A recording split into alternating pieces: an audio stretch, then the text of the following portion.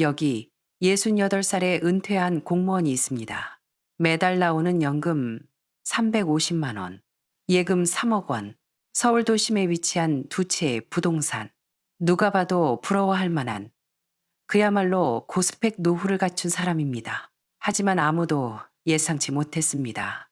그가 이 모든 것을 스스로 내려놓기로 결심했다는 것을요. 20년 넘게 살아온 널찍한 아파트를 떠나고 불필요한 지출을 모조리 끊어내고 아들 내외와 경제적 선을 확실히 긋고는 마치 단샤리 단살이 끊고 버리고 떠나마도 같은 저스펙 생활을 자처하기 시작했습니다. 파산한 것도 아닙니다. 가출을 감행한 것도 아닙니다. 그저 어떤 일들의 본질을 꿰뚫어 보았고 어떤 사람들의 속내를 읽어냈기 때문입니다. 그는 소란을 피우지도 가난을 호소하지도 않았습니다. 그저 묵묵히 한 걸음씩 인생을 자신이 원하는 모양으로 다시 조립해 나갔습니다. 도대체 무엇이 그로 하여금 가족 모두가 의지하던 자원 공급자에서 오로지 자신만을 위해 사는 노인으로 변모하게 만들었을까요? 그가 내린 6가지 선택은 왜 주변 사람들을 그토록 경악하게 만들었을까요? 그것은 노망일까요? 아니면 뒤늦은 자각일까요? 이기심일까요? 아니면 진정한 자유일까요? 웨레이징 라이프에 오신 것을 환영합니다. 오늘 들려드릴 이 이야기는 어쩌면 여러분에게 노년의 삶에서 진정으로 값진 것이 무엇인지 다시 생각하게 할지도 모릅니다. 이 6가지 선택을 끝까지 지켜보신다면 여러분만의 답을 찾으실 수 있을 겁니다. 제 이름은 김영호. 올해 68입니다. 또다시 일요일에 진력이 찾아왔습니다. 저는 서울 방배동에 있는 40평형 아파트 거실에 홀로 앉아 텅 빈 식탁을 멍하니 바라보고 있습니다. 식탁 위에는 아침에 장봐온 4가지 반찬이 놓여 있습니다. 조기 1마리, 시금치 나물 1줌, 돼지고기 볶음, 그리고 김치 1포기. 원래는 아들 내외가 와서 저녁을 먹을 거라 생각했습니다. 하지만 6시가 넘도록 제 휴대폰은 이 집만큼이나 고요하기만 합니다. 창밖에 석양이 비스듬히 들어와 12명이 좋게 앉을 수 있는 원목 식탁을 비춥니다. 이 식탁은 10년 전 500만 원이나 주고 산 겁니다. 당시 아내 미경이는 웃으며 말했죠. 여보, 우리 집에 손님도 자주 안 오는데 무슨 식탁을 이렇게 큰 걸 사요? 그때 저는 이렇게 생각했습니다. 준우가 결혼해서 아이를 낳으면 온 가족이 둘러앉아 북적북적 밥을 먹으면 얼마나 좋을까. 하지만 현실은 달랐습니다. 이 거대한 식탁이 사람들로 꽉 차는 날은 1년에 한 손에 꼽을 정도입니다. 저는 자리에서 일어나 베란다로 나갔습니다. 방배동의 거리 풍경이 한눈에 내려다 보입니다. 지금 이 집 시세는 대략 18억 원. 매달 관리비만 40만 원이 넘고 보유세도 만만치 않습니다. 이곳에서 20년을 살았습니다. 이 동네가 중산층 거주지에서 진짜 부촌으로 변해가는 과정을 지켜보았죠. 이웃들이 타는 차는 점점 더 고급스러워지고 말소리는 점점 더 작아지고 교양이 있어졌지만 역설적으로 웃음소리는 점점 줄어들었습니다. 3년 전 미경이가 서울대병원 병상에서 제 손을 꼭 잡고 가냘픈 목소리로 말했습니다. 여보, 당신은 평생 이 가족을 위해 헌신했어요. 이제는 당신 자신을 위해 살아봐요. 그때는 그 말이 무슨 뜻인지 몰랐습니다. 저는 이미 충분히 저를 위해 살고 있다고 생각했으니까요. 매달 나오는 연금에, 예금에, 집도 있고 차도 있고, 아들은 번듯한 직장에 다니고, 손자는 건강하니 더 바랄 게 없다고 생각했습니다. 하지만 이제는 알겠습니다. 제게 부족했던 건 내면의 평화였습니다.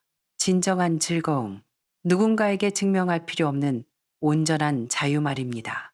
돌이켜보면 제 인생은 한국 전쟁 이후 세대의 전형적인 축소판이었습니다. 1980년대 저는 24세 나이로 서울대학교 토목공학과를 졸업하고 서울시 기술직 공무원이 되었습니다.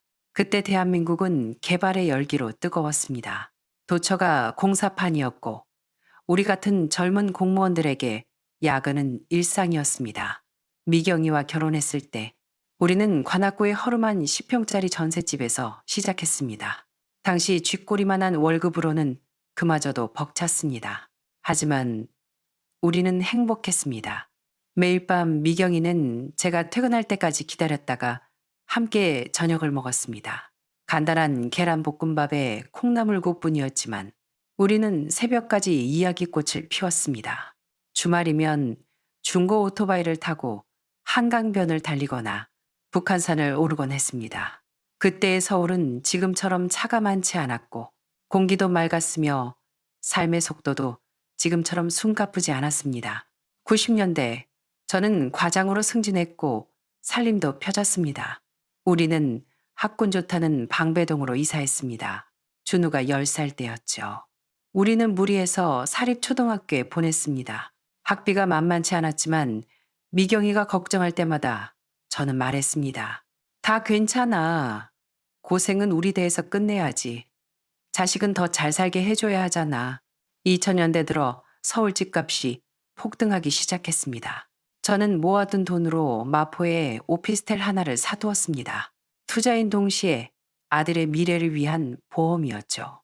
그 즈음 생애 첫 자가용인 현대 소나타도 샀습니다. 미경이도 백화점에서 브랜드 옷을 사 입기 시작했습니다. 평생 절약이 몸에 밴 우리 부부에게는 엄청난 변화였습니다.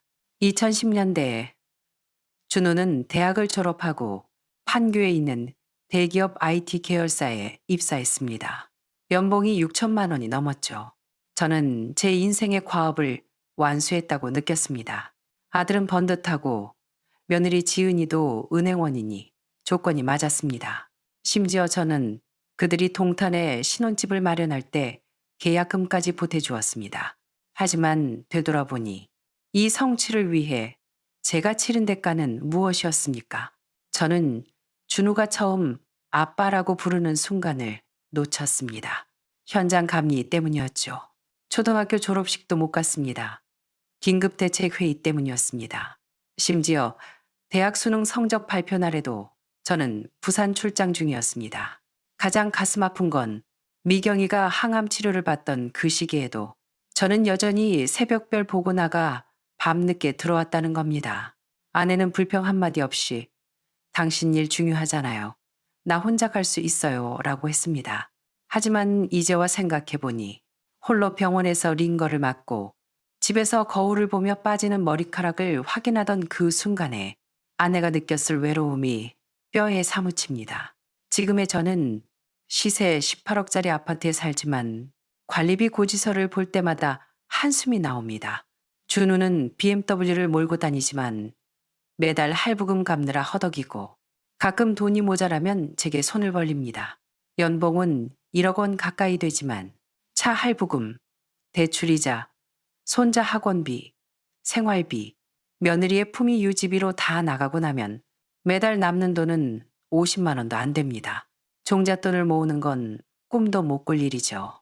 그 아이들의 계산 속엔 언젠가 제가 마포 오피스텔을 팔아 빚을 갚아주거나 아예 이 방배동 집을 물려줄 거라는 기대가 깔려 있었습니다. 말은 안 해도 뻔했습니다. 한 달에 한두 번 밥 먹으러 와서 하는 얘기라곤 주식 이야기 아니면 학원 이야기뿐 제 안부를 묻는 말은 한마디도 없습니다. 점점 깨달았습니다. 저는 그들에게 가족이 아니라 그저 자원일 뿐이라는 것을요. 가장 정이 떨어졌던 건 어느 날 며느리 지은이가 집을 넓혀야겠다며 아버님, 1억 정도만 융통해 주실 수 있으세요? 라고 묻던 때였습니다. 마치 제 주머니에 있는 돈을 당연히 자기들이 가져다 써도 된다는 듯 가볍게 말하더군요. 그 표정엔 미안함도 고마움도 없었습니다. 오로지 당연한 뿐이었죠. 이것이 내가 평생을 바쳐 얻어낸 고스펙 인생의 실체인가. 집, 차, 예금 모두가 남들 눈에만 번듯할 뿐 정작 나에게 남은 건 무엇인가. 그날 밤 저는 잠을 설쳤습니다. 새벽 2시 아내가 생전에 즐겨 앉던 등나무 의자에 앉아 식탁 위에 놓인 재산세 고지서와 관리비 명세서를 바라보았습니다. 종이와 펜을 꺼내 현재의 지출을 계산해 보았습니다.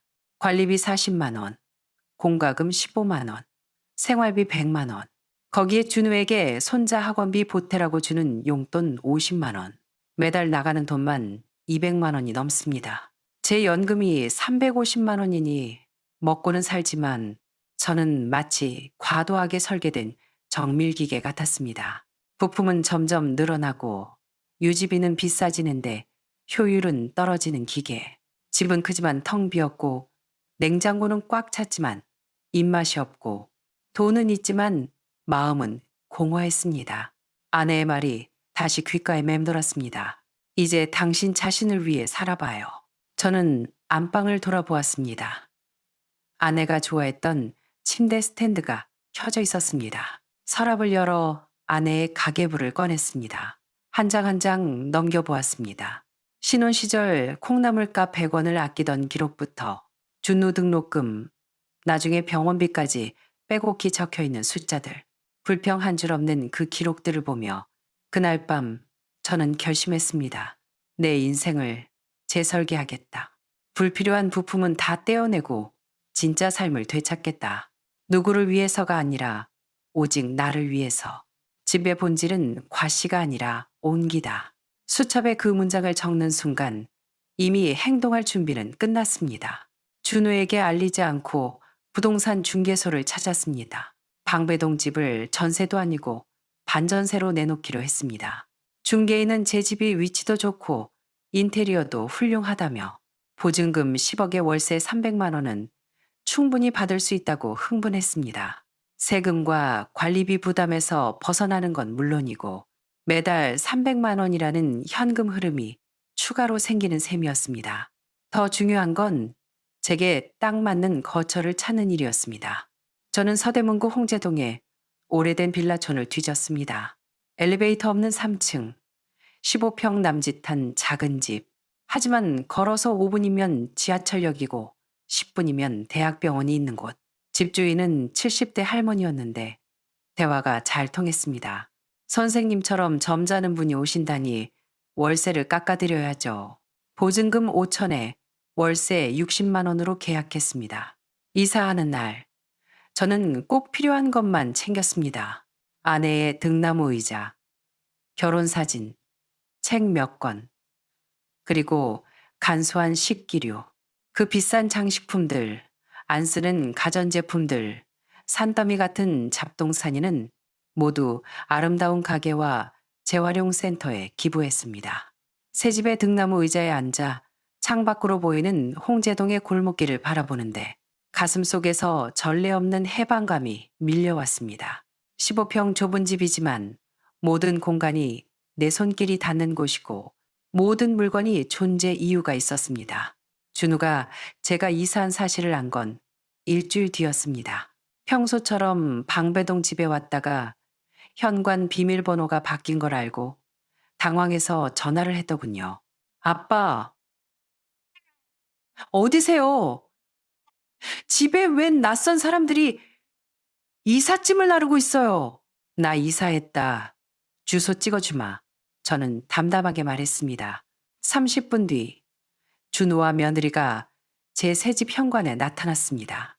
낡은 빌라를 본 그들의 표정은 놀라움에서 경악으로 마지막엔 공포에 가까운 표정으로 변했습니다.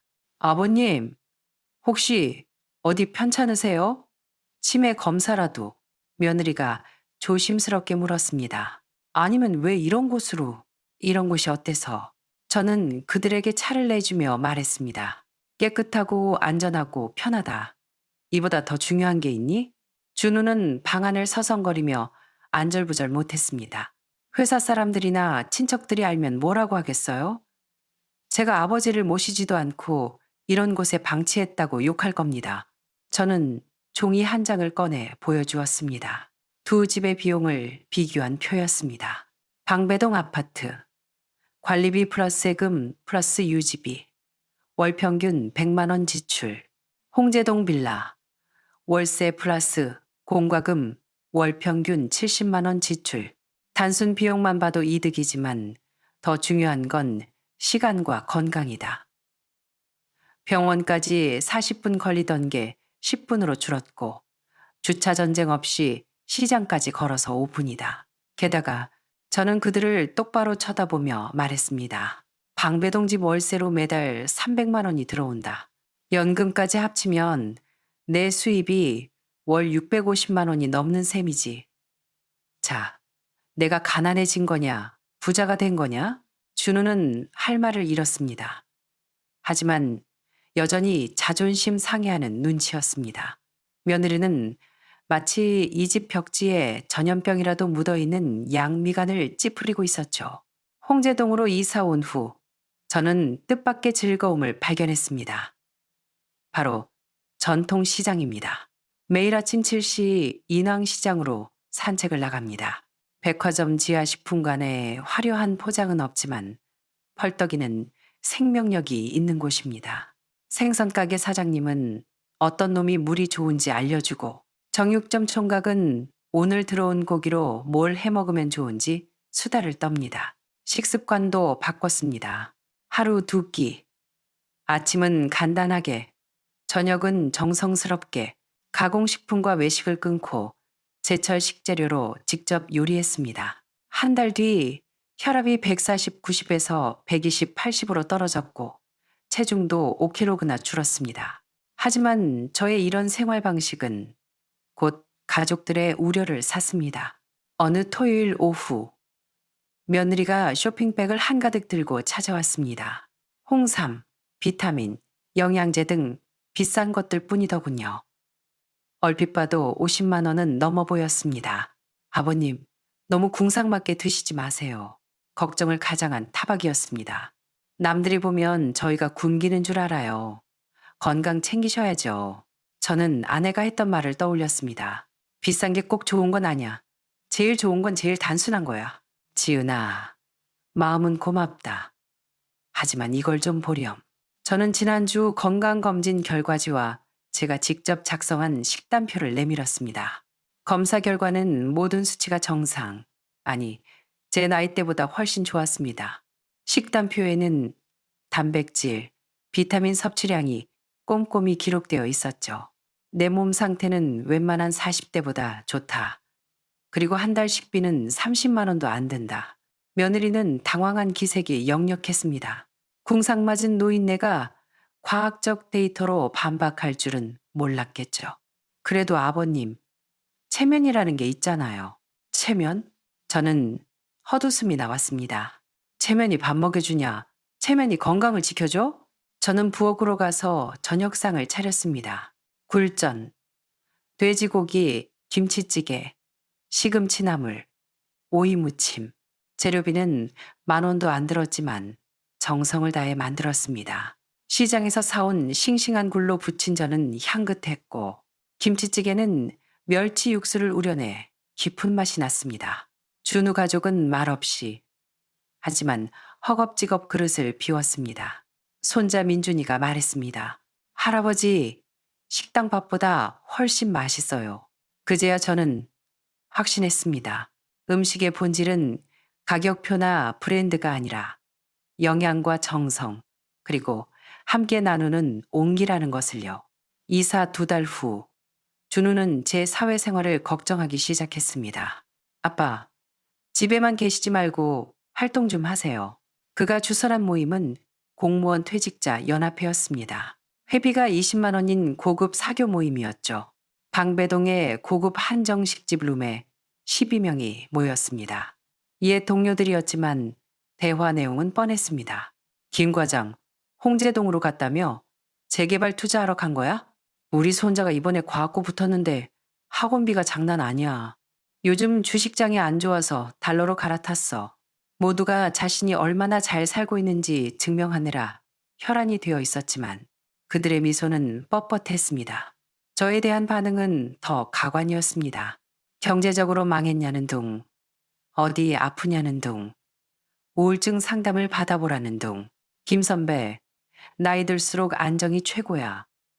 괜히 객기 부리지 말고 다시 방배동으로 와요. 그래야 급이 맞지. 그 말을 듣는 순간 제 오랜 친구인 박 씨가 떠올랐습니다. 20년 전 낚시터에서 만난 박 씨는 카센터를 하다 은퇴한 기술자입니다. 사회적 지위는 평범하지만 그와 만나면 늘 즐거웠습니다. 어디 가면 물고기가 잘 잡히는지, 텃밭에 심은 상추가 얼마나 자랐는지, 고장난 선풍기는 어떻게 고치는지, 그와 있을 땐 아무것도 증명할 필요가 없었습니다. 저는 자리에서 일어났습니다. 미안하지만 먼저 일어나겠네. 벌써? 2차로 노래방도 가야지. 김 선배, 왜 이렇게 사회성이 떨어졌어? 저는 대꾸하지 않고 식당을 나왔습니다. 집으로 오는 길에 박 씨에게 전화했습니다. 박 형, 내일 시간 되시오? 한강 가서 낚시나 합시다. 다음날 아침, 박 씨와 강변에 앉아 낚싯대를 들이우니 그제야 숨통이 트였습니다. 저는 박 씨에게 이사한 이야기, 생활을 바꾼 이야기를 털어놓았습니다. 그는 고개를 끄덕이며 말했습니다. 잘했어. 우리 나이엔 마음 편한 게 최고지. 남들 눈이 뭐 중요해? 그날 물고기는 몇 마리 못 잡았지만 마음은 꽉 찼습니다. 이것이 제가 원하던 진짜 관계였습니다. 저는 고품격 고독을 즐기기로 했습니다. 구청 문화센터에서 태극권을 배우고 도서관 독서 모임에 나가고 동네 노인정과 어울려 장기를 두었습니다. 돈은 거의 들지 않았지만 훨씬 흥미롭고 진실한 사람들을 만났습니다. 그러던 어느 날 뉴스에서 강원도 산골 분교의 도서관이 낡아 책이 부족하다는 소식을 보았습니다. 아이들의 초롱초롱한 눈망울을 보자 가슴이 뛰었습니다. 저는 익명으로 그 학교에 3천만 원을 기부했습니다. 도서관 리모델링과 새 책 구입비로 써달라고 했죠. 송금 버튼을 누르고 나니 명품을 샀을 때보다 100배는 더 큰 기쁨이 밀려왔습니다. 사실 이건 준우의 어린 시절에 대한 속죄이기도 했습니다. 내 자식에겐 시간을 못 써줬지만 다른 아이들에게라도 좋은 환경을 주고 싶었습니다. 한 달 뒤 학교에서 감사의 편지와 아이들이 그린 그림이 도착했습니다. 그 삐뚤빼뚤한 글씨를 보며 저는 3천만 원이 전혀 아깝지 않다고 느꼈습니다. 하지만 이 일은 곧 가정 불화의 불씨가 되었습니다. 준우가 아파트 대출 갈아타기를 알아보려고 제 명의를 확인하다가 기부 내역을 본 겁니다. 밤 9시 준우가 씩씩거리며 들이닥쳤습니다. 아빠, 지금 제정신이세요? 생판남한테 3천만 원을 줘요? 제가 지금 얼마나 돈 때문에 힘든지 아시면서. 준우의 목소리가 떨렸습니다. 저는 아들이잖아요. 대출 이자 때문에 잠도 못 자는데 아빠는 남의 집 애들한테 기부를 해요? 노망 나신 거 아니에요? 그 순간 묵혀왔던 아들의 원망이 본물 터지듯 쏟아졌습니다. 어릴 때 운동회 한 번 안 오셨잖아요. 졸업식 때도 안 오고 엄마 아플 때도 일만 하셨잖아요. 이제 돈 좀 있고 시간 있으니까 남 좋은 일만 하세요? 도대체 저는 아빠한테 뭡니까? 40 넘은 아들이 어린아이처럼 엉엉 울었습니다. 가슴이 칼로 베이는 듯 아팠습니다. 틀린 말이 없었으니까요. 저는 아들에게 사랑과 시간을 충분히 주지 못했습니다. 하지만 저는 알았습니다. 지금 돈으로 입을 막는 건 과거의 실수를 되풀이하는 것일 뿐이라는 걸요. 사랑의 부재를 돈으로 메울 수는 없습니다. 준우야, 저는 깊게 숨을 들이쉬었습니다. 네 말이 맞다. 내가 너에게 빚이 많다. 하지만 그렇기 때문에 지금 돈을 줄 순 없다. 돈을 주는 게 절 망치는 거라고요? 그래. 내가 지금 돈을 주면 넌 평생 홀로 서기를 못 배운다. 내가 계속 네 ATM 노릇을 하면 넌 영영 어른이 될 수 없어. 준우는 문을 쾅 닫고 나가버렸습니다. 텅 빈 방에 앉아 저는 처음으로 흔들렸습니다. 내가 너무 매정한가? 하지만 며칠 뒤 분교 교장 선생님의 전화를 받고 아이들이 책을 읽으며 기뻐한다는 소식을 듣자 마음을 다잡았습니다. 진정한 부는 소유가 아니라 나눔에서 오며 욕망을 받기 아닌 안으로 돌릴 때 평화가 온다는 것을요. 준우는 제가 돈을 안 주겠다고 하자 전략을 바꿨습니다. 어느 일요일 데이비드 김이라는 자산관리사를 데려왔습니다. 하버드 MBA 출신의 고액 자산가 전문이라며 소개하더군요. 김 선생님, 가족 신탁을 만드시면 절세도 되고 자산도 안전하게 지킬 수 있습니다. 저희 회사에 연 수익률 12% 확정 상품이 있는데 화려한 PPT와 유창한 용어를 섞어 쓰는 그의 말을 듣고 있자니 헛웃음이 나왔습니다. 공무원 생활 30년 짬밥에 사기꾼 냄새는 기가 막히게 맡거든요. 저는 딱 세 가지를 물었습니다. 자격증 번호 좀 봅시다. 국내 금융투자협회 등록번호요. 미국 자격증이라 한국 걸로 갱신 중입니다. 원금 보장이 된다고 했는데 보증 주체가 어디요? 은행? 정부? 아니면 당신네 회사? 아, 그건 기술적인 부분이라. 투자 설명서랑 지난 3년치 운용 보고서 지금 당장 보여주시오. 데이비드 김은 식은땀을 흘리더군요. 나가시오. 그리고 준우, 당장 이 사람 내보내고 개인정보 폐기해라. 안 그럼 경찰 부른다. 사기꾼이 도망치듯 나간 후 저는 준우에게 엄포를 놓았습니다. 한 번만 더 이런 놈 데려오면 그땐 정말 연 끊는다. 아빠, 저는 진짜 몰랐어요. 네가 모르는 건 욕심에 눈이 멀어서야. 세상에 공짜 점심은 없다. 저는 그때부터 정보 다이어트를 시작했습니다. 온갖 재테크 방송, 유튜브 채널을 끊고 종이신문 하나와 양질의 책만 읽었습니다. 머리가 맑아지더군요. 하지만 결국 사단이 났습니다. 어느 날 밤 준우가 사색이 되어 찾아왔습니다. 아빠, 저 큰일 났어요. 친구가 한다는 코인 방송 플랫폼에 투자를 했는데 그 친구가 돈을 들고 날랐답니다. 얼마냐? 1억 5천이요. 그중 8천은 카드론이고 7천은 지인들한테 빌린 거예요. 아들은 무릎을 꿇고 제 뺨을 때리며 오열했습니다. 죽을 죄를 졌습니다. 정말 갈 데가 없어요. 며느리 지은이도 옆에서 울며 빌었습니다. 아버님, 한 번만 살려주세요. 이번만 막아주시면 제 통장에는 3억이 있습니다. 갚아줄 수 있죠. 하지만 그건 구제가 아니라 연장이었습니다. 이 녀석은 평생 실패해 본 적이 없습니다. 제가 다 막아줬으니까요. 아내가 했던 말이 떠올랐습니다. 물고기를 잡아주지 말고 잡는 법을 가르쳐요. 저는 밤을 꼬박 새워 김준우 인생 리부트 계획서 8장을 썼습니다. 날이 밝자 그들 앞에 내밀었습니다. 1. 채무 구조 조정, 개인 회생 신청 또는 채권자와 협의해 이자를 낮추고 분할 상환 계획 수립. 2. 지출 제로화, BMW 즉시 매각, 대중교통 이용. 3. 주거 통합. 방배동 집은 계속 세를 놓고 너희 집 보증금 빼서 빚 갚는 데 써라. 그리고 우리 집 홍제동 빌라우로 들어와라. 사생활 혁명, 외식, 배달 금지, 가계부 작성, 쇼핑 금지, 기한 3년. 이 기간을 성실히 지키면 그때 가서 남은 빚은 내가 고려해 보마. 아빠, 정말 저희 보고 이 좁은 집에서 다 같이 살라고요? 싫으면 관둬라. 이게 내 마지막 제안이다. 사흘 뒤 벼랑 끝에 몰린 아들 가족이 짐을 싸들고 들어왔습니다. 제 등나무 의자 하나 놓기도 벅찬 거실에 네 식구가 구겨져 살기 시작했습니다. 안방은 아들 내외가 쓰고 손자는 작은 방. 저는 거실 소파에서 잤습니다. 처음엔 지옥이었습니다. 화장실 하나로 아침마다 전쟁을 치렀고 아버님, 전기밥솥이 너무 낡아서 밥맛이 없어요. 반찬이 왜 맨날 풀밭이야? 치킨 시켜줘.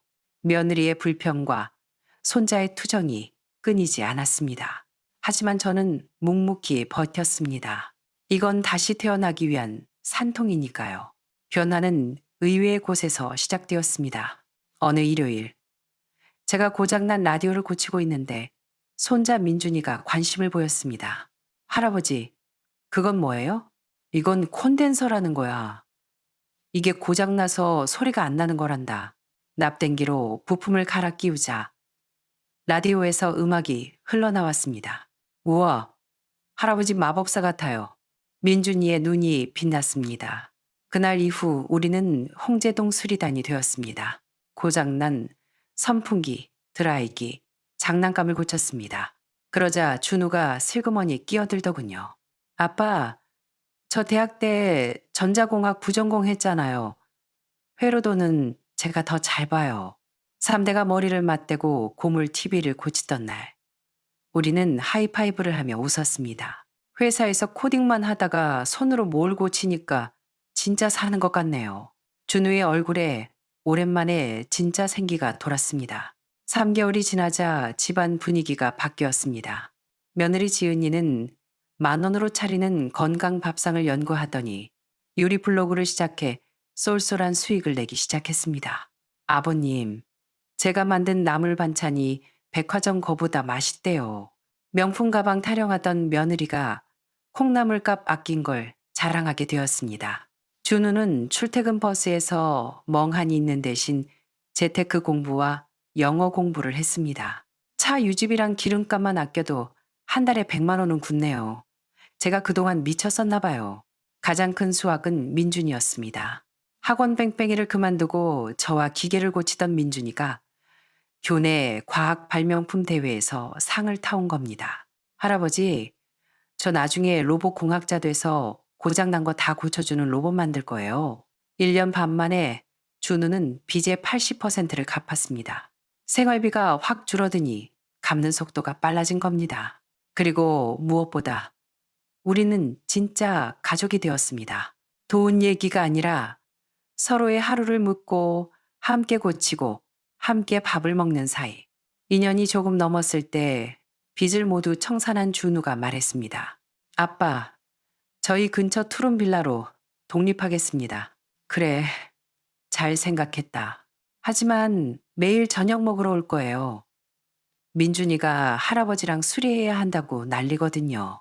며느리도 웃으며 말했습니다.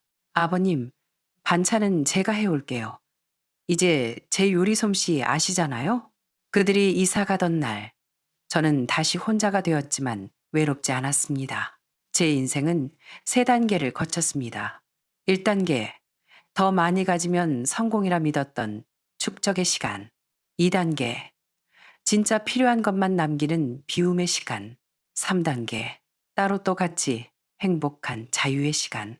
고스펙 인생을 버리고 저스펙을 택했더니 아이러니하게도 제 삶은 최고 사양이 되었습니다.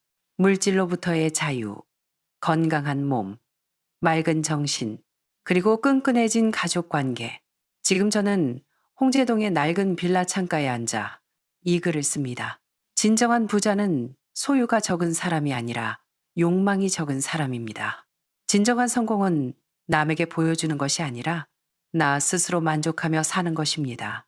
저는 이제야 비로소 저를 위해 살고 있고 진정으로 자식을 사랑하는 법을 배웠습니다. 그건 돈을 주는 게 아니라 넘어졌을 때 스스로 일어날 수 있다는 믿음을 주는 것이었습니다. 이것이 저의 심플한 인생, 가장 화려한 제 노년의 이야기입니다. 오늘의 이야기 어떠셨나요? 여러분이라면 김영호 씨와 같은 선택을 할 수 있었을까요? 자녀가 공경에 처했을 때 물고기를 주시겠습니까? 아니면 낚시하는 법을 가르치시겠습니까? 댓글로 여러분의 생각을 들려주세요. 구독과 좋아요는 더 진솔한 삶의 이야기를 만드는데 큰 힘이 됩니다. 감사합니다.